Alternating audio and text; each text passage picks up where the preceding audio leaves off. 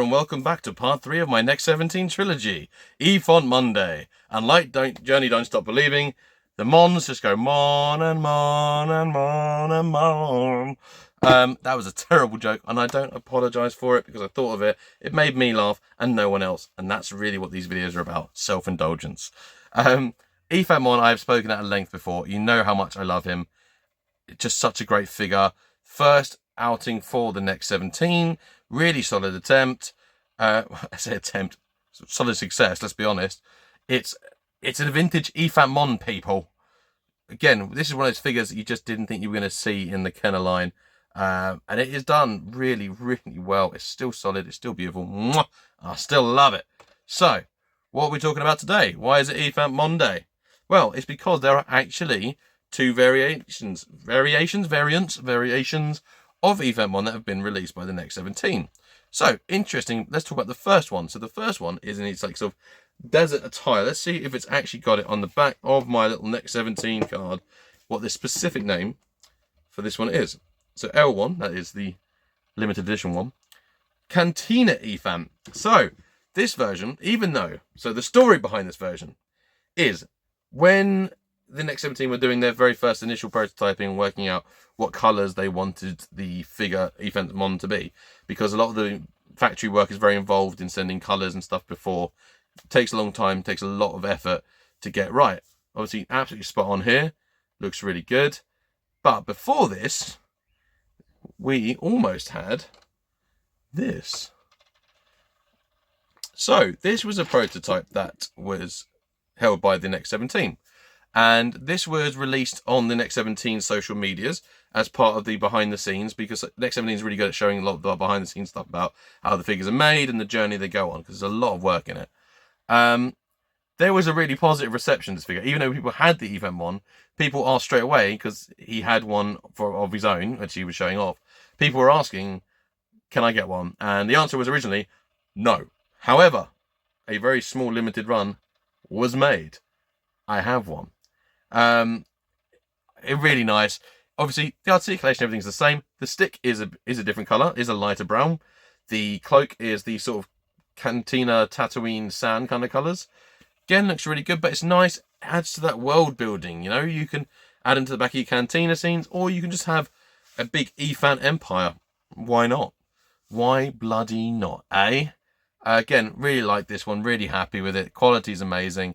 Beautiful, solid figure, and glad to have another Efant in the universe. Now you're thinking, like, these are all pretty good Efants, aren't they? The next one isn't. It's evil. The next one is a Sith version of Efant. So, this one, I just came up with the idea of putting this little turntable thing on here. Quite happy with it. Won't lie. Bit smug. Here he is, Efant the Sith. That's not his name, but I like the name. He's got facial tattoos, very tribal looking, as you can see. Looks really good. Very evil in the eyes. Very evil eyes. They are the proper Sith, like red with the yellow circle and the black dot in the middle. Dark blue, purpley grey kind of coat. Black walking stick. This really is a great figure. Mark at Trash Compactor, the Trash Compactor on Etsy, I think, has done a lightsaber that will fit in his hands. I think. Might have misremembered that, but if he has got one, go check that out. If he has done one, I'll put a link down in the description. Now, these two limited editions, one, absolutely fabulous, darling. Two, I think there's a handful, if any at all, left on the website. You'll have to sort of check that yourself, but if there are any, I would really recommend going and grabbing it, because this Sith one in particular is just, I love it. It has started a bit of a trend, actually, with some of the Next 17 stuff, as we'll see in the finale of the Next 17 trilogy, of Sith variants, which I am really all for, because especially the more comics I've started reading and my older lore, it's really cool to see all the different Sith there have been over the years, especially some aliens, some of our main characters turning Sith, some of those Elseworld stories.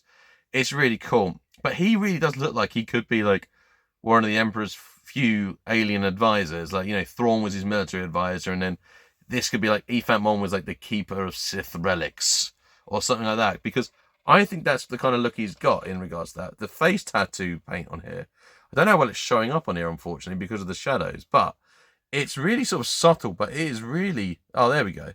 it is a really, really nice touch. It really changes up the figure. Considering how familiar I am with this figure, this one always to me looks so different from the other two. You know, the other one you kind of like, Efant had a change of clothes, put on his other, you know, his Tatooine cloak. This is just in my head, this is a completely different character. He's evil as balls. I mean, look at him. But just, again, I can't help but look at him, play around with him. That didn't sound right. Scrap that from your brains. But again, really happy with it. Highly recommend you go and check it out. Great quality made figure. Proper factory quality made figure. You know what I'm saying? Son. Great figure. Great price. Available now. Maybe. Or sold out. One of those two options. That's all the options covered, really, isn't it?